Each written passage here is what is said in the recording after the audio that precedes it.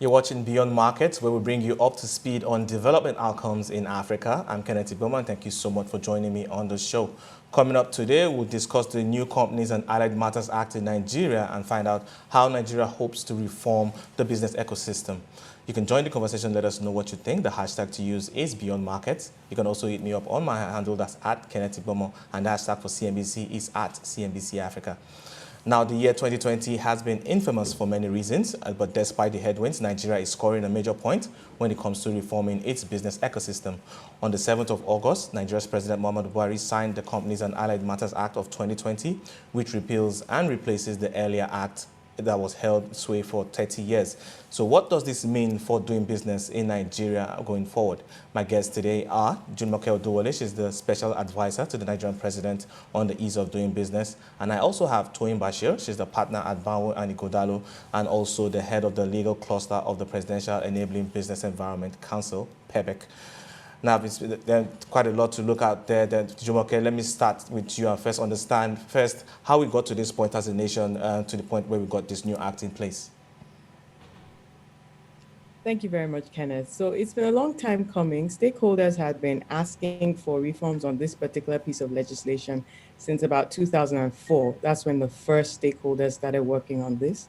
For one reason or another, we needed to consolidate. So when we came into office in 2016, we started working on this with a whole host of stakeholders from the legal community, with the National Assembly, with the capital markets. So there's something in it for everyone. It's been a real journey of collaboration, and we're really delighted that we were able to make this happen. All right, Toyin, for you, I'd just like to know what this bill really means for you going forward and for business in Nigeria. I mean, like Dr. Oduwole mentioned, it's been a long time coming, and the business community essentially is very pleased that we are able to witness this day, which has been long awaited. I mean, so essentially, when I look at it, and then I think maybe it's also important to mention that I supported the government in the review of this bill. In my role, of course, as head of the legal cluster for the Enabling Business Environment Secretariat. So I have some insight around the thinking that went into it. So the Presidential Enabling Business Environment Council took deliberate efforts, you see, to engage the leadership of the National Assembly to essentially review this bill and pass this bill. And so the thinking behind it just basically covered about 5 objectives. One, to make it easier to set up and also to operate a company. So when I think around that objective, I think around the provisions that I see in the Act currently.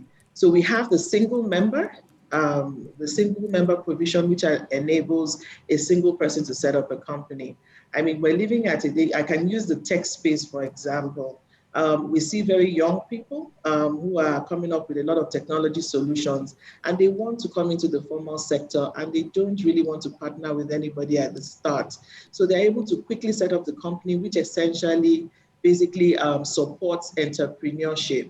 And then we have provisions like removal of the declaration of compliance, and instead we now have a statement of compliance. In this regard, when you're registering a company, you actually don't need a lawyer to sign off on your company.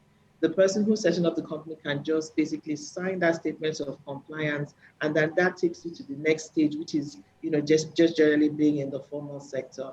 And then there are other provisions like the introduction of the issued share capital as opposed to authorized share capital, which enables companies to use their capital properly for the business, and avoids all this front loading where you don't actually need that share capital. So we now have the concept of issued share capital. So only the shares that you require at the time can be registered at the CAC. And then even more broadly, we see the introduction of new legal business vehicles. So we now have two new types of companies. We have limited liability partnerships. We have limited partnerships. I mean, a lot of investors, I would say maybe the private equity space, have been pushing for limited partnerships. Lagos State had a state law, but now we have a federal law which has fully established, the limited partnerships. So moving on from setting up and operating the companies, We also have, the objective of transparency and bringing our laws in line with international best practice. And I'll use an example. When COVID right now, and one of the key issues that businesses were confronted with was how they were going to hold their meetings virtually. Our laws did not support that. But even not even having anticipated COVID, at the time, they had inserted provisions which now makes which makes it possible to hold virtual meetings. And when we think about businesses that have directors, multiple directorship, or multiple shareholders, and when you have different companies, and the fact that all of them had to always assemble in a room to hold those meetings, and the fact that we have a national corporate governance document, a national corporate governance policy, which basically encourages companies to have meetings at least 4 times in a year. But now, people are able to convene, which was pretty difficult because you have people in different countries and in different cities, even in the country. But now they're able to meet virtually and take those decisions, those crucial decisions, which they need to in order to move the business forward. So there's so many progressive provisions. Definitely. Yes, beyond that. But that's, I guess, just a bit of some of the provisions that the business committees are excited to see. Yeah, definitely quite a long list to go through there. Definitely quite a long list to go through there, and as much as possible, we'll try and get into as much detail of the act as possible. But let me get back to Jumoke and understand what this means for ease of doing business in Nigeria and how much this could move the needle. Okay, thank you very much, Kenneth. So for us, we're delighted to have impactful provisions. Like Toyin mentioned, with the area of starting a business, that's a key one always for doing business in Nigeria, all the way down to insolvency. We now have very strong business netting provisions, business rescue provisions. And then with things like transfer of shares, electronic transfer of shares and netting provisions, we're going into our debt derivatives market. So there are a number of things from the very sophisticated to the more basic, smaller companies not needing company secretaries or auditors anymore. And then we have some really deliberate provisions in the area of transparency and corporate governance. So when you look at the very holistic regime that we're putting in place, from 1990, the last time that we had a very catalytic legislation of this nature, 2000, here we are, 2020, again, revolutionizing our business climate space. The private sector is delighted. Like I said earlier, a number of stakeholders worked on this piece of legislation. I must commend the 8th National Assembly and the 9th National Assembly, really demonstrating continuity in government as several stakeholders in the federal space, from the Securities and Exchange Commission, of course, the host agency, the Corporate Affairs Commission, and a number of others.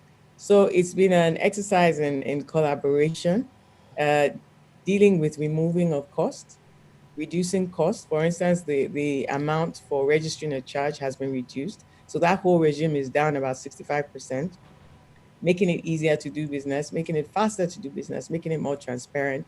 These are the areas where we work on.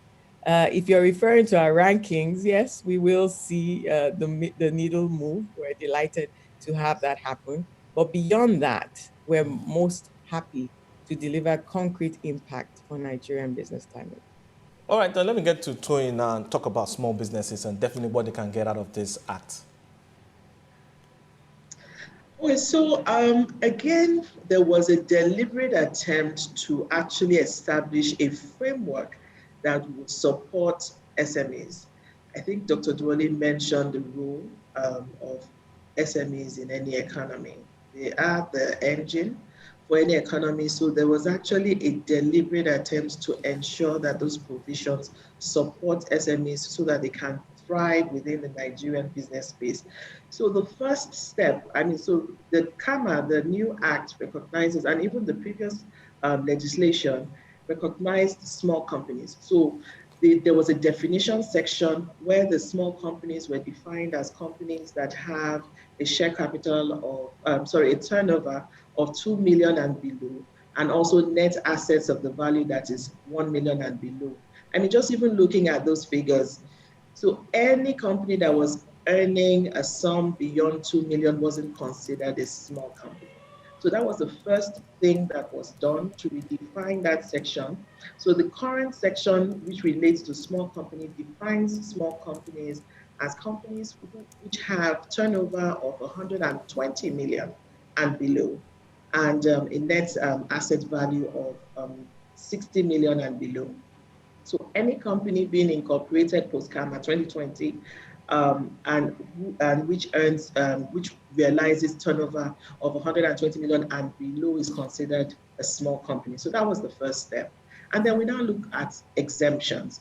So the idea was, hey, how do you make it easier for businesses to use monies which they were, essentially using for other things other than the business itself, and just generally make it cheaper and easier for them to then undertake this business. So there were exemptions. There are now exemptions for company secretary, for an appointment of an auditor, for holding annual general meetings. Also, you can also have a single director for a small company. I mean, so one of the things I think that I have been hearing from stakeholders is, doesn't that create a situation whereby those small companies operate, just generally anyhow and are not able to develop? But you must also understand that they do not function in vacuum. I had mentioned the existence of a national corporate governance code. Corporate governance codes all around the world are usually not mandatory. They encourage businesses to adopt certain practices that would enable them have firm structures and also make them attractive to investors, both local and international. So what this does for them is that, unlike when it was mandatory, they didn't have to get a law firm or an auditing firm in their books, so sort of like on a retainership on a yearly basis. So that was money that was paid. So, but nothing is stopping those businesses from accessing legal services or audit services on an ad hoc basis. And then the ultimate incentive for those businesses that any business person wants to grow his business. So we'll continue to build those structures over time, and that eventually, when it gets to the threshold where it stops being a small company, then can come into the formalized structure where those provisions are then compulsory. So those are some of the exemptions that have been given to small companies, and and as I mentioned, these are MSMEs, and the essence is to make it easier and cheaper for them to undertake business in Nigeria. All right, then let's talk about impact and what we can expect from it. Looking holistically at the CAMA 2020, Dr. Oduwole, I would like you to speak on, where we can expect that biggest impact to play out. Well, the first thing that is most striking is the amount of provisions that will make sure that the cost of doing business comes down. So that's going to deliver a huge amount of impact generally across the whole ecosystem. And then the speed at which people can do business, as Mrs. Bashir alluded to, not needing physical meetings, being able to have electronic signatures, the fact that electronic documents will be certified true copies of electronic documents will be tenderable as evidence in the court of law. There are things that are being put in place to make sure that private companies, the private sector, are relaxed and can face their businesses. The regulatory burden, the whole idea of the act is to reduce the regulatory burden, particularly for small and medium-sized enterprises. We've cleaned up things like relics, like the use of a company seal. We removed, like she mentioned earlier, the need for a declaration of compliance. It's now voluntary, or it's not, rather optional. You can do your own statement of compliance, or you can issue a declaration of compliance by a legal practitioner attested to by a notary public. So the impact that we're almost certain immediately will come to the fore with very little time lag will be the cost reduction. I mentioned earlier the charge regime, registration of charges. That cost regime has been reduced by about 65%, we're expecting. And a host of other provisions. It's the largest piece of legislation we have, over 800 provisions. Several areas have just been amended to make sure that the impact being felt will be reduction of cost, reduction of time, making things generally easier to do business for for small businesses and for larger businesses. Public companies are not left behind. They can now have virtual annual general meetings. You see, especially in these COVID times, very useful for companies to know that the law backs what they're doing, to know that electronic pieces of documentation will be tenderable as evidence in courts of law. So these are the things that we're pretty excited about, that we're able to deliver and make sure that the ecosystem is just more agile and more nimble to adjust to these interesting times. All right, there's definitely quite a lot to unpack there. And in fact, I'll be picking you up on that when we come back from the break. Hold that thought for a second. I'll be speaking to Dr. Jumoke Oduwole. She's the special advisor to the Nigerian President on the ease of doing business, and Toyin Bashir. She's a partner at Banwo Ighodalo and also the head of the legal cluster of the Presidential Enabling Business Environment Council, PEBEC. Markets continues after the break.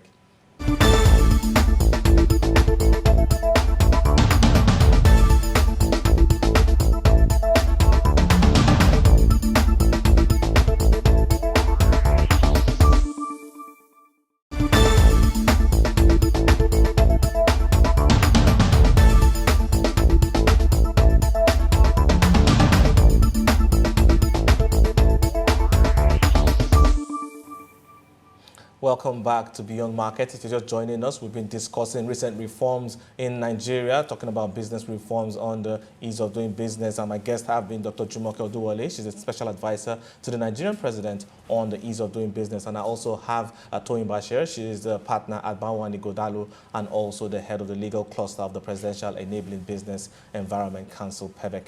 Definitely quite a lot we've been unpacking so far on the CAMA 2020 bill. And then, before we left off, Dr. Oduwole was already hinting on the importance of having legislations keep up with the pace with current realities, especially since the COVID-19 is foisting a very uncertain future for the rest of the world. And I'd like you to continue on that point, Dr. Oduwole. Okay, thank you. So basically, just to say that it took us quite a while to get this whole piece of legislation reenacted. And it's not going to take us that long at all. It's going to be a continuous process, just like you see the finance bill. The stakeholders have come together in a strategy that works. You have just a winning circle, basically. You have the federal government, you have the National Assembly, you have private sector coming together to work out best fit for the Nigerian economy. So we're very excited about that. It really was a journey and an effort in a lot of collaborative exercise, and it's bearing fruit. So that we're already in discussions. We're already working on our next piece of legislation, our omnibus bill, again on business facilitation. We have the Nigerian Bar Association section of business law partnering with us on that, again anchored by Mrs. Bashir and other stakeholders in the sector. And so we're just very excited to be able to keep churning out reforms that will make sure the business climate is more competitive and that things are basically cheaper, faster, more transparent, with, pardon the pun, just easier to do business. All right, Toyin, I'd like to get your 2 cents on this as well. So yes, Dr. Oduwole has said a lot. I'll just chip in 1 or 2 things. So I think for me, it's very important that we continue to review our laws, again, because the world is moving at a very fast pace. There's this new thing called technology, which has seeped into every endeavor. And I'll just even use, since we're talking about CAMA 2020, I'll talk around that.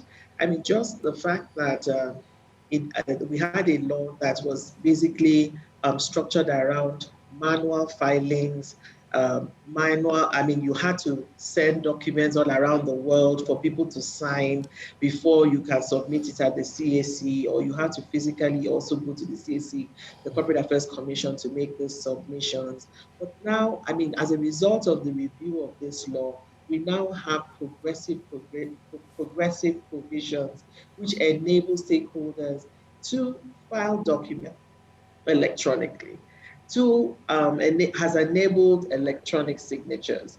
Even we had these huge documents called registers that you keep for companies, and it had to be physical documents, as in they were big documents. The minutes, book, register of members, now this information can be stored electronically. So imagine a world where there's not a continuum in that. And I believe that the government has recognized a need for this, and those interventions are being made. And that's what Dr. Oduwole alluded to. It's a continuum. We have to continue to review that, our laws, to make Nigeria more competitive. It also draws investor confidence, because you look at the happenings around the world. So for instance, again, looking at CAMA 2020, the issue of beneficial ownership, the requirement that now, if you reach a certain threshold of ownership of shares, and it was important that you disclose that you own it. So if on paper, Toyin Bashir's name is there, but indeed, Dr. Oduwole is the owner of the shares, and we reach that threshold, I must disclose that Dr. Oduwole is the beneficial owner of the shares. And this ties into what the government committed to. I believe this is the Open Government Partnership on Transparency. I mean, the idea is, if things are done in a more transparent manner, then investors are comforted, and we are in a situation whereby we want to attract FDIs, to support our economy. So essentially, we must look at all these laws and ensure that we bring them in line with international best practices, in line with the economic realities, and just make it more progressive, because ultimately it genuinely affects the economy, and that's the only way, or one of the different ways, we can then move the economy forward. All right, Dr. Oduwole, listening to Toyin talk there, I can't but help to imagine what the feedback has been like from the investment community. It's been really, really good. I think stakeholders have been very, very eagerly waiting, and they've been patient. This bill should have really been signed into law over a year ago. Stakeholders have been really patient. They're very, very excited right now, just waiting to incorporate new businesses. A lot of entrepreneurs very excited about the single member company, but also a lot of, yeah. So it's been a phenomenal response. Um, of course, there's a lot more oversight in the piece of legislation, and you have some pockets not really wanting a lot of the new oversight. The only permanent thing in the world is change. But what we say to that is that, we're moving up to global best practice. This is what obtains all across the world greater oversight. We don't need to wait to have an Enron or a Lehman Brothers or any other thing. You saw the Institute of Directors about 2 weeks ago launching a new ethics code. These are global issues that are pertinent, and we're committed to making sure that not only is it easier to do business in Nigeria, but it's more transparent and to the highest levels of integrity at all times. So we're very delighted, and stakeholders, the response has been phenomenal. We've had, and I must publicly thank Mrs. Bashir. She anchored the entire technical process, working with a lot of stakeholders to make this happen. Yeah, so very happy. All right, there's still a lot to talk about that when you talk about the investment community and the impact that we're going to see this new act bring to board. And Toyin, I would like you to speak on for listed companies, though, and especially around the share capital changes and how this will play out going forward. Okay, so now under the repealed act, what was recognized was something called the authorized share capital. So in practical terms, you would set up a company, and let's say you set up a company of 100 million naira share capital. I mean, this is just basically on paper, but then you then had to pay for the entire shares that you have created. And so in order to mitigate the cost of doing that, so the concept of issued share capital was introduced. And this means that you would only create the shares that you require at any point in time, and so you would pay for it. So companies now, so it essentially authorized share capital has been abolished, and in its place, you now have the issued share capital. So there's a requirement that as a result of any increase post-registration, 25% of that issued share capital must be paid for. And this is just to ensure that the companies have monies that will continue to enable it to run as opposed to just having shares, which are just that shares on paper. So that really is the difference. That was the new innovative inclusion in the CAMA 2020 in relation to share capital. All right, Dr. Oduwole, still quite a lot here I'm trying to uncover on this CAMA Act, and looking at the provisions around mergers and acquisitions, and I would like to understand how it fits into especially the guidelines provided by the Federal Competition and Consumer Protection Commission, how it sits into their guidelines. I think Mrs. Bashir should take that, actually. I really think she should take that. Okay. Yeah. All right, but Mrs. Bashir, you can take that one.